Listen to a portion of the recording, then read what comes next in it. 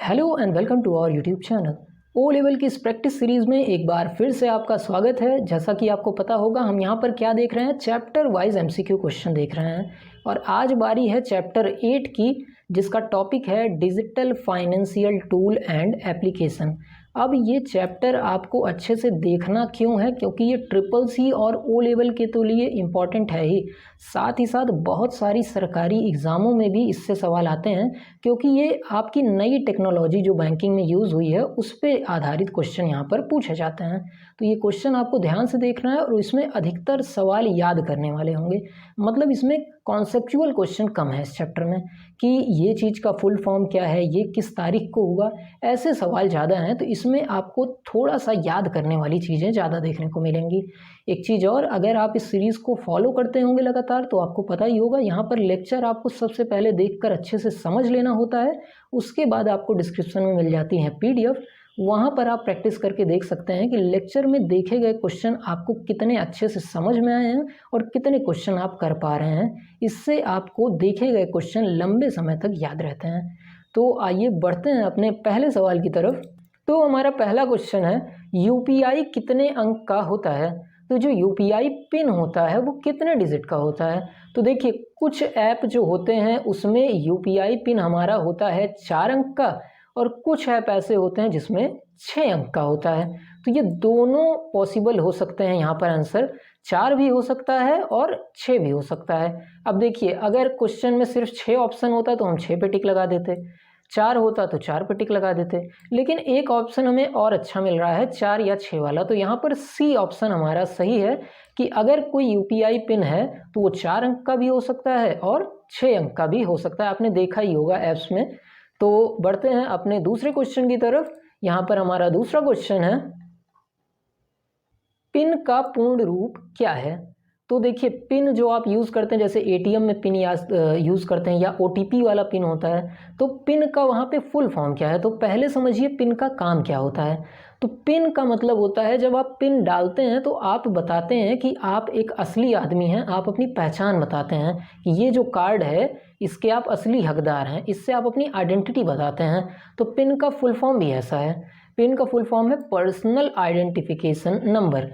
Personal identification number, कि आप अपना आइडेंटिफिकेशन दे रहे हैं, किसका? पर्सनल, खुद का। किसके माध्यम से? नंबर के माध्यम से। तो पिन का फुल फॉर्म क्या है? Personal identification number. यहाँ पर हमारा बी ऑप्शन सही हो जा रहा है। बढ़ते हैं अपने तीसरे सवाल की तरफ। आरटीजीएस का पूर्ण रूप क्या है? तो आरटीजीएस का फुल फॉर्म क्या होता है? आरटीजीएस का फुल फॉर्म होता है रियल टाइम ग्रॉस सेटलमेंट। आप सुने भी होंगे, बैंक में नेफ्ट होता है, आरटीजीएस होता है, तो वहाँ पे आरटीजीएस का फुल फॉर्म क्या है? Real time gross settlement. यहाँ पर बी ऑप्शन हमारा सही है। बढ़ते हैं अपने चौथे सवाल की तरफ। अब एक चीज़ समझिए कि जो बच्चे ये लेक्चर देख रहे हैं वो सिर्फ ओ लेवल या ट्रिपल सी के लिए नहीं, बहुत सारे गवर्नमेंट एग्ज़ाम होते हैं जिसमें बैंकिंग से क्वेश्चन आते हैं, उनकी भी तैयारी साथ साथ आपकी हो जा रही है। तो इस चैप्टर को बहुत ही ध्यान से देखिएगा, सिर्फ एक एग्ज़ाम के लिए नहीं, कई सारे एग्ज़ामों में आपका फ़ायदा होगा। बढ़ते हैं, सबसे पहले आधार बेस्ड माइक्रो एटीएम किस बैंक ने शुरू किया था? तो आधार की सहायता से एटीएम की सुविधा जो दिया था वो सबसे पहले वो बैंक था डीसीबी। यहाँ पर हमारा सी ऑप्शन सही है। बढ़ते हैं अपने पांचवें सवाल की तरफ। भारत का सबसे पहला बैंक है, तो सबसे पहले बैंक की बात की जाए तो क्या वो भारतीय रिजर्व बैंक है, बैंक ऑफ हिंदुस्तानी है, भारतीय स्टेट बैंक है या आंध्रा बैंक है? तो भारत का जो सबसे पहला बैंक था वो था बैंक ऑफ हिंदुस्तानी। यहाँ पर बी ऑप्शन हमारा सही हो जाता है। बढ़ते हैं अपने छठवें क्वेश्चन की तरफ। उमंग एप्लीकेशन को किस मंत्रालय द्वारा लॉन्च किया गया? तो उमंग ऐप, देखिए आईटी वाला ऐप है, ठीक है, ये एप्लीकेशन है, तो इसको कौन कंट्रोल करता होगा? आईटी वाला जो मंत्रालय होता होगा। तो ministry of electronics and IT ये थी जिसने इसको लॉन्च किया था आपके उमंग ऐप को। तो यहाँ पर कौन सा ऑप्शन सही है? हमारा ए वाला ऑप्शन सही है। बढ़ते हैं अपने सातवें सवाल की तरफ। नेफ्ट की शुरुआत कब हुई? तो नेफ्ट की जो शुरुआत थी वो आपकी शुरू हुई थी 2005 में। तो अगर नेफ्ट की बात की जा रही है तो यहाँ पर डी ऑप्शन आपका सही होगा। बढ़ते हैं अपने 8वें सवाल की तरफ।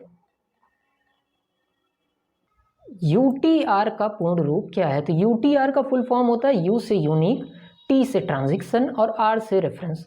तो यूटीआर का फुल फॉर्म ए वाला ऑप्शन है, यूनिक ट्रांजैक्शन रेफरेंस यहाँ पर सही जवाब हमारा होने वाला है। बढ़ते हैं अपने 9वें सवाल की तरफ।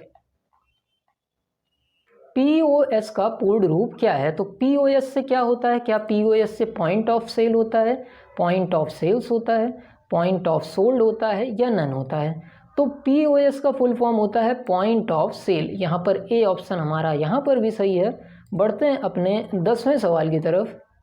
ABRS का पूर्ण रूप क्या है? तो ABRS से क्या होता है? ABRS से होता है आधार बेस्ड रेमिटेंस सर्विस।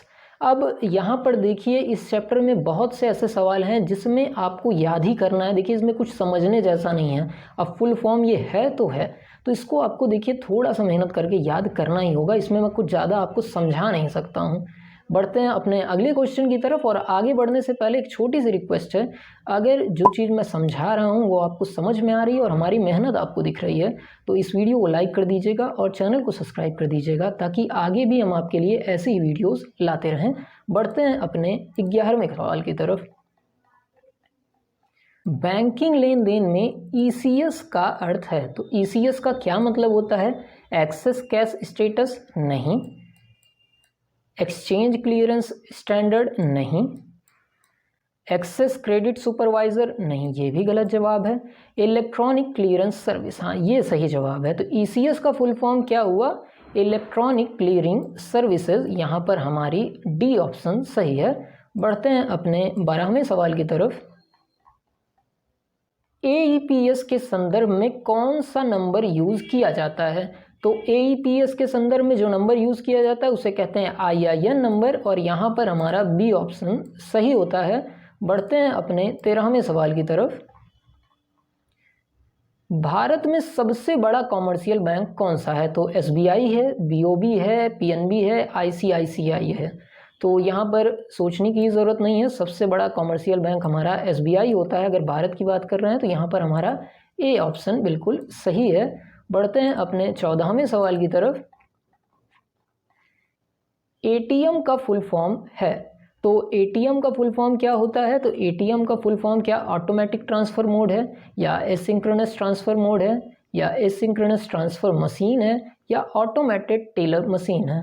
तो यहाँ पर ATM की बात की जाए तो हमारा डी ऑप्शन सही हो जाता है कि ऑटोमेटेड टेलर मशीन सही होगा फुल फॉर्म अगर बात की जा रही है ATM की। तो यहाँ पर डी ऑप्शन हमको सही लगा देना है और ये एग्ज़ाम में पूछा भी गया है सवाल काफ़ी बार।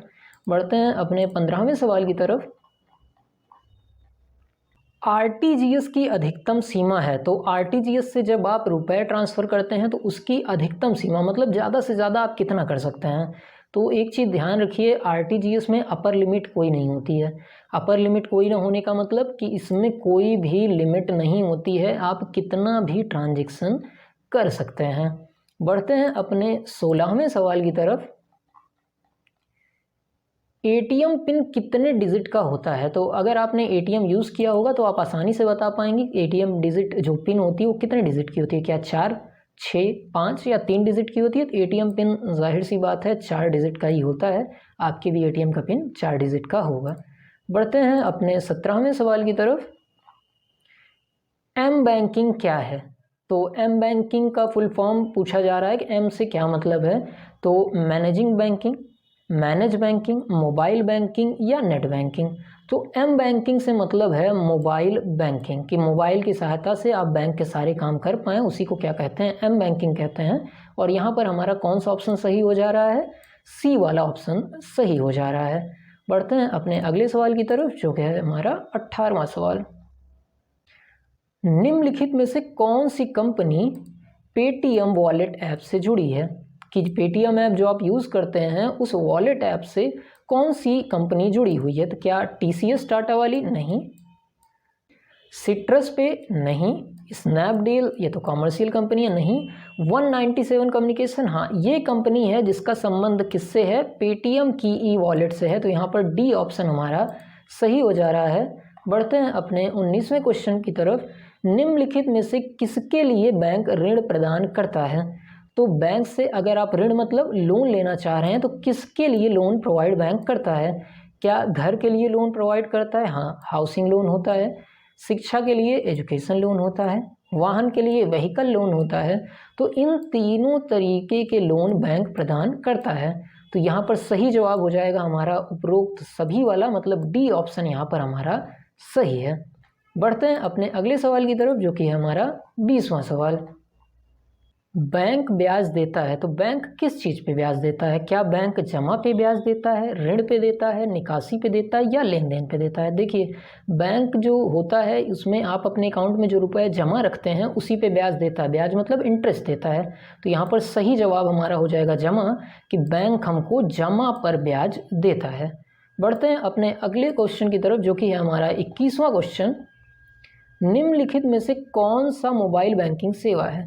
तो मोबाइल बैंकिंग की सेवा क्या बैलेंस इंक्वायरी है? क्या आप मोबाइल बैंकिंग से बैलेंस इंक्वायरी कर सकते हैं? हाँ, कर सकते हैं। अकाउंट ट्रांजैक्शन, क्या एक खाते से दूसरे खाते में मोबाइल बैंकिंग से भेज सकते हैं रुपए? भेज सकते हैं। पेमेंट कर सकते हैं? बिल्कुल कर सकते हैं। तो ये तीनों सेवाएं आप कर सकते हैं मोबाइल बैंकिंग की सहायता से। तो यहाँ पर सही जवाब हो जाएगा ऑल द एबव। ठीक है, बढ़ते हैं अपने 22वें क्वेश्चन की तरफ। निम्नलिखित में से कौन सी इंटरनेट के माध्यम से फंड स्थानांतरित करने की प्रणाली है? तो फंड मतलब रुपए, स्थानांतरित मतलब ट्रांसफ़र करने की प्रणाली, इन चारों में से कौन सी है? तो नेफ्ट जो होता है इसके माध्यम से आप रुपए एक से दूसरी जगह भेज सकते हैं। आप बैंकिंग में भी इसको यूज़ भी किए होंगे या सुने तो होंगे ही, नेफ्ट के माध्यम से रुपए भेजा गया है। तो यहाँ पर सही जवाब हमारा हो जाएगा चौथा वाला। बढ़ते हैं अपने अगले सवाल की तरफ जो कि है हमारा 23वां सवाल। बचत खाता खोलने की न्यूनतम आयु है। तो बचत खाता आप खोल सकें उसके लिए मिनिमम एज क्या होती है? तो उसके लिए मिनिमम एज है 10 वर्ष। कम से कम आप 10 साल के होने चाहिए अगर आप बचत खाता या सेविंग अकाउंट खोलना चाहते हैं। तो यहाँ पर 10 वर्ष या कहें बी ऑप्शन हमारा सही है। बढ़ते हैं अपने 24वें क्वेश्चन की तरफ। आरटीजीएस लेन देन के लिए निर्धारित न्यूनतम और अधिकतम सीमा कितनी होती है? तो मतलब कम से कम कितना रुपए आरटीजीएस से आप भेज सकते हैं और अधिकतम कितनी भेज सकते हैं? तो आरटीजीएस के माध्यम से आप कम से कम 2 लाख रुपए भेज सकते हैं और अधिकतम तो अभी हमने ऊपर देखा ही कि उसकी कोई भी सीमा नहीं होती है। तो न्यूनतम अगर कम से कम भेजना चाहते हैं तो आप 2 लाख भेजेंगे और अधिकतम कोई सीमा नहीं होती, आप चाहें तो कितना भी रुपए भेज सकते हैं। तो यहाँ पर सी वाला ऑप्शन आपका सही हो जाता है। बढ़ते हैं अगले सवाल की तरफ जो कि है हमारा 25वां सवाल। केवाईसी की फुल फॉर्म क्या है? तो केवाईसी का क्या मतलब होता है? जो कहते हैं केवाईसी कराना है, तो केवाईसी का मतलब होता है नो योर कस्टमर। केवाईसी का फुल फॉर्म क्या है? Know your customer. ये केवाईसी का फुल फॉर्म है कि जो कस्टमर आप हैं, जिस बैंक से जुड़ रहे हैं, वो आपके बारे में जान ले। इसलिए आपका आधार पैन वो मांगता है कि नो योर कस्टमर, आप जो कस्टमर हैं आपके बारे में वो बैंक जान ले और सुविधा आपको दे पाए। बढ़ते हैं अपने 26वें क्वेश्चन की तरफ। टीडीएस का फुल फॉर्म क्या है? तो जो टीडीएस आपकी सैलरी में से कटता है, या सुना होगा टीडीएस कट गया, ये क्या होता है? तो ये क्या टाइम डिपॉजिट स्कीम, डिपॉजिट तो हो ही नहीं सकता क्योंकि यहाँ कट रहा है। टोटल डिपॉजिट स्कीम, यहाँ पे भी गलत हो गया ये।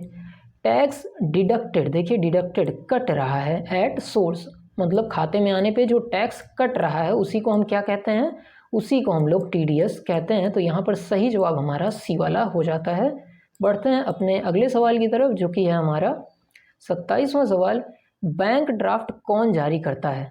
तो बैंक ड्राफ्ट क्या प्राइवेट सेक्टर बैंक जारी कर सकते हैं? हाँ, जारी कर सकते हैं। रीजनल रूरल बैंक, हाँ ये भी जारी कर सकते हैं। पब्लिक सेक्टर बैंक ये भी जारी कर सकते हैं। तो बैंक ड्राफ्ट इन तीनों के द्वारा जारी किया जा सकता है। तो यहाँ पर सही जवाब होगा ऊपर दिए सभी। ठीक है, तो यहाँ पर हमारा डी ऑप्शन सही है। बढ़ते हैं अपने 28वें क्वेश्चन की तरफ। ईएमआई का फुल फॉर्म क्या है? तो अब ईएमआई तो आपने कहीं ना कहीं सुनी ही होगी।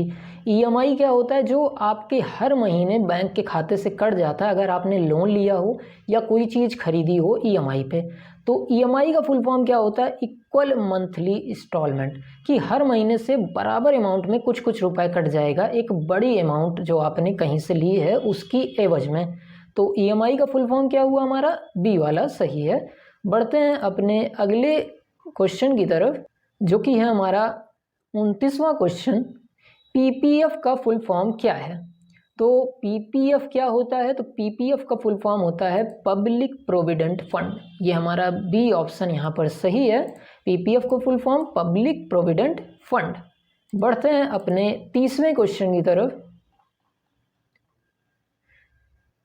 चेक की वैलिडिटी कब तक रहती है? तो अगर आप कोई चेक काट के दे देते हैं तो वो कब तक वैलिड रहता है? जारी करने के 4 महीने तक, जारी करने के 3 महीने तक, जारी करने के 1 महीने तक, या उसकी कोई लिमिट नहीं होती है। तो कोई भी चेक हो वो जारी करने के 3 महीने तक ही वैलिड होता है, उसके बाद उसकी वैलिडिटी ख़त्म हो जाती है। तो यहाँ पर बी ऑप्शन हमारा सही है। बढ़ते हैं अपने 31वें क्वेश्चन की तरफ। एटीएम के पासवर्ड को किसको बताना चाहिए? तो ये तो बहुत आसानी सवाल है कि आपका अगर एटीएम है तो उसके पासवर्ड को आप किसके साथ शेयर कर सकते हैं? क्या पत्नी के साथ, या पति के साथ, पुत्र के साथ, पुत्री के साथ, या इनमें से किसी के साथ नहीं? तो जो आइडियल कंडीशन है उसमें आपके एटीएम का पासवर्ड आपकी प्राइवेट चीज़ है, इसको आपको किसी के साथ शेयर नहीं करना चाहिए। तो यहाँ पर डी ऑप्शन हमारा सही हो जाएगा। ये आसान सा क्वेश्चन था और ऐसे क्वेश्चन आते भी हैं एकदम आसान से, जो आप ध्यान से पढ़ भी लें तो आप कर ले जाएंगे। बढ़ते हैं अपने अगले सवाल की तरफ। डिफ़ॉल्टर किसे कहते हैं? तो बैंक वाले डिफ़ॉल्टर किसे कहते हैं?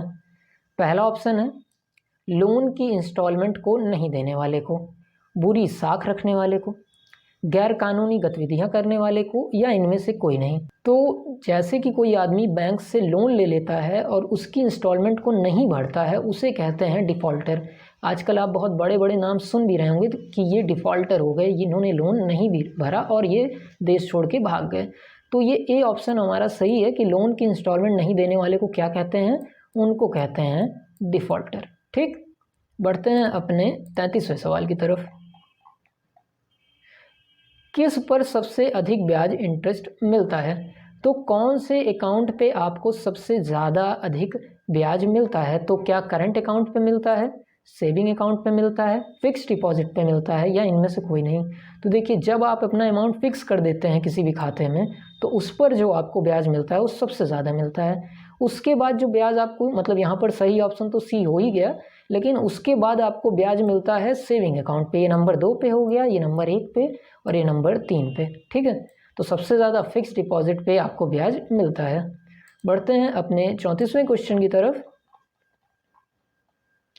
एटीएम सर्विस कब यूज़ कर सकते हैं? तो आप एटीएम की सुविधा कब यूज़ कर सकते हैं? एटीएम की सुविधा 24 घंटे 7 दिन 365 दिन अवेलेबल होती है।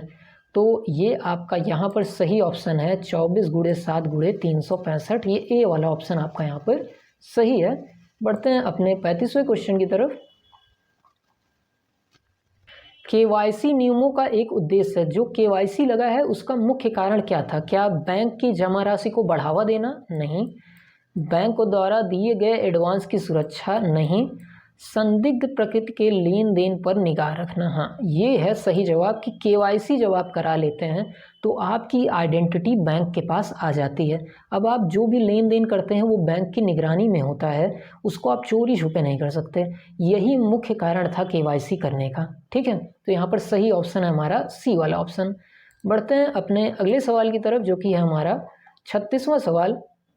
क्रेडिट कार्ड और डेबिट कार्ड में कितने डिजिट होते हैं? तो क्रेडिट कार्ड और डेबिट कार्ड का जो नंबर होता है, जो ऊपर कार्ड के लिखा रहता है, वो होता है आपके 16 अंकों का। ठीक है, जिसमें से 12 अंक आपको साफ साफ दिखाई देते रहते हैं, 4 अंक थोड़ा सा अलग कलर में होता है ताकि दूर से वो ना देखा जा सके, वो ज़्यादा ही प्राइवेट नंबर होते हैं। तो क्रेडिट कार्ड और डेबिट कार्ड पे कितने नंबर होते हैं? तो 16 नंबर उस पर पाए जाते हैं। बढ़ते हैं अपने 37वें सवाल की तरफ। CVV का पूर्ण रूप है? तो CVV क्या होता है? जब कार्ड में पीछे मुड़ के देखिए तो एक नंबर लिखा रहता है जिससे पहचान हो पाती है कि वो ओरिजिनल कार्ड आपके पास है। तो इसका फुल फॉर्म क्या होता है? तो कार्ड वेरिफिकेशन वैल्यू होता है इसका फुल फॉर्म। यहाँ पर ए ऑप्शन हमारा सही है कि CVV का फुल फॉर्म क्या है? Card verification value. और ये बहुत गोपनीय नंबर होता है, इसको आपको किसी के साथ शेयर नहीं करना चाहिए। ए ऑप्शन यहाँ पर सही है। बढ़ते हैं अपने 38वें सवाल की तरफ।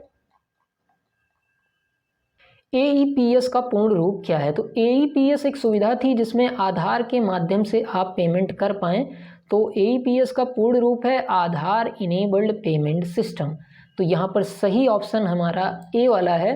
वैसे ये ऑप्शन रिपीट भी हो गया है, ए और डी एक ही ऑप्शन है, तो यहाँ पर दोनों जवाब हमारे सही हैं। शायद गलती से ये हो गया है, आधार इनेबल्ड पेमेंट सिस्टम ये हमारा सही जवाब है इस सवाल का। बढ़ते हैं अपने अगले सवाल की तरफ, जो कि है हमारा 39वां सवाल। यूपीआई का पूर्ण रूप क्या है? तो यूपीआई का फुल फॉर्म होता है यूनिफाइड पेमेंट इंटरफेस। जो आपका यूपीआई आप सुनते भी होंगे, यूपीआई आईडी आपकी होती है, वो क्या होती है? यूनिफाइड पेमेंट इंटरफेस होती है, जिसके माध्यम से सिर्फ आपकी पहचान हो सकती है कि जो रुपये भेजा जा रहा है वो आप ही के पास जाएगा। ठीक है, बढ़ते हैं अपने 40वें सवाल की तरफ। निम्नलिखित में से किसने भीम ऐप को विकसित किया था? तो भीम ऐप जो यूज़ किया जा रहा है और भारत सरकार के द्वारा विकसित किया गया था, इसको विकसित किया था NPCI ने। तो यहाँ पर भीम ऐप की बात की जा रही है, तो इसका संबंध हमारा किससे है? NPCI से है। बढ़ते हैं अपने 41वें सवाल की तरफ हम। भीम ऐप कितनी भाषाओं में है?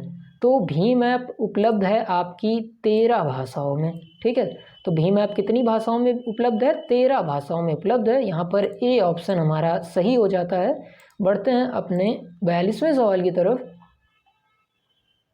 बैंक प्रदान करती है केंद्रीय सेवाएं, प्रत्यक्ष सेवाएं, वित्तीय सेवाएं या अन्य। तो देखिए, बैंक से क्या मिलता है? बैंक से आपको रुपए की मदद मिलती है, जो कि होता है वित्तीय सेवाएं। वित्तीय मतलब जो मनी रिलेटेड होता है। तो बैंक क्या प्रदान करती है पूछा गया है, तो वित्तीय सेवाएं प्रदान करती है। ये सही ऑप्शन है हमारा सी वाला। बढ़ते हैं अपने 43वें क्वेश्चन की तरफ। MMID का पूरा नाम क्या है? तो जो MMID है, इसका फुल फॉर्म होता है मोबाइल मनी आइडेंटिफायर। यहाँ पर बी ऑप्शन हमारा सही है। MMID का full form mobile money identifier है। बढ़ते हैं अपने 44वें सवाल की तरफ। मोबाइल बैंकिंग सेवा है, तो मोबाइल बैंकिंग सेवा भुगतान कराती है, सही। बैलेंस की जांच कर सकते हैं, खाते से लेन देन कर सकते हैं, तो ये तीनों काम कर सकते हैं मोबाइल बैंकिंग सेवा से। तो यहाँ पर सही ऑप्शन है हमारा डी वाला, उपयुक्त सभी। बढ़ते हैं अपने अगले सवाल की तरफ। ITZ कैश किस बैंक के द्वारा अधिकृत मोबाइल वॉलेट है? तो ITZ कैश अधिकृत किया गया है आपकी RBI के द्वारा। तो इसका संबंध पूछा जा रहा है, तो हमको RBI पे टिक कर देना है। तो यहाँ पर हमारा सी ऑप्शन सही है। बढ़ते हैं अपने 46वें क्वेश्चन की तरफ। भारतीय रिजर्व बैंक की स्थापना कब हुई थी? तो भारतीय रिजर्व बैंक की स्थापना हुई थी 1 अप्रैल 1935 को। तो इसको तो आपको सीधा याद ही कर लेना है। 1 अप्रैल 1935 को क्या हुआ था? भारतीय रिजर्व बैंक की स्थापना हुई थी। बढ़ते हैं अपने अगले सवाल की तरफ, जो कि है हमारा 47वां सवाल। क्या डायल करके USSD सेवा का लाभ उठा सकते हैं? मतलब मोबाइल में कौन सा ऐसा पिन डायल करें जिससे USSD सेवा आपकी तुरंत खुल जाए?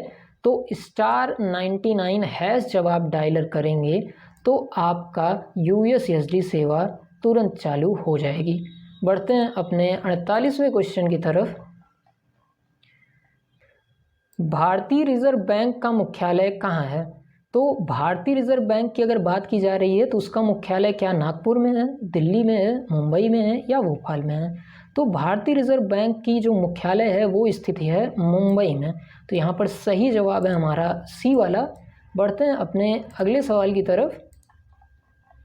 हमारा 49वां सवाल है, बैंकिंग क्षेत्र में अधिक संख्या में चेकों के निस्तारण की सहायता करता है। मतलब जब कई ज़्यादा मात्रा में चेक होते हैं और उनको तेज़ी से वेरीफाई करना होता है ये असली है या नहीं, मतलब उनके वेरिफिकेशन का काम किसकी सहायता से होता है? क्या OMR के द्वारा होता है? नहीं, इससे तो कॉपी चेक होती है। OCR ये कैरेक्टर पहचानता है। बार कोड रीडर ये तो मॉल्स में यूज़ किया जाता है किसी सामान को स्कैन करने के लिए। MICR magnetic ink character reader, इसकी सहायता से क्या होता है? चेक वेरीफाई होता है। इसमें एक ऐसी चीज़ होती है जिससे ये वेरीफाई कर लेता है कि चेक पर लिखे गए नंबर मैग्नेटिक इंक से लिखे गए हैं कि नहीं। उससे इसको पता चल जाता है कि चेक असली है या नहीं। तो यहाँ पर सही जवाब है MICR के सहायता से चेक वेरिफिकेशन तेज़ी से किया जा सकता है। इसके बाद बारी है हमारे 50वें क्वेश्चन की। भारतीय रिजर्व बैंक का राष्ट्रीयकरण कब किया गया था? तो भारतीय रिजर्व बैंक का राष्ट्रीयकरण किया गया था 1 जनवरी 1949 में। तो यहाँ पर सी ऑप्शन हमारा सही है। तो ये आपके हो गए 50 क्वेश्चन। अब आपको क्या करना है, अब आपको जाना है डिस्क्रिप्शन में, वहाँ पर PDF डाउनलोड करनी है और उसमें सॉल्व करके देखने हैं कि कितने क्वेश्चन आप सही सही कर पा रहे हैं यहाँ से लेक्चर देखने के बाद। अगर ये वीडियो आपको अच्छी लगी हो और हमारा कंटेंट आपको पसंद आया हो तो हमारी वीडियो को लाइक कर दीजिएगा और चैनल को सब्सक्राइब कर दीजिएगा, ताकि आगे भी हम आपके लिए ऐसी ही वीडियोज़ लाते रहें। मिलते हैं अगले वीडियो में। धन्यवाद।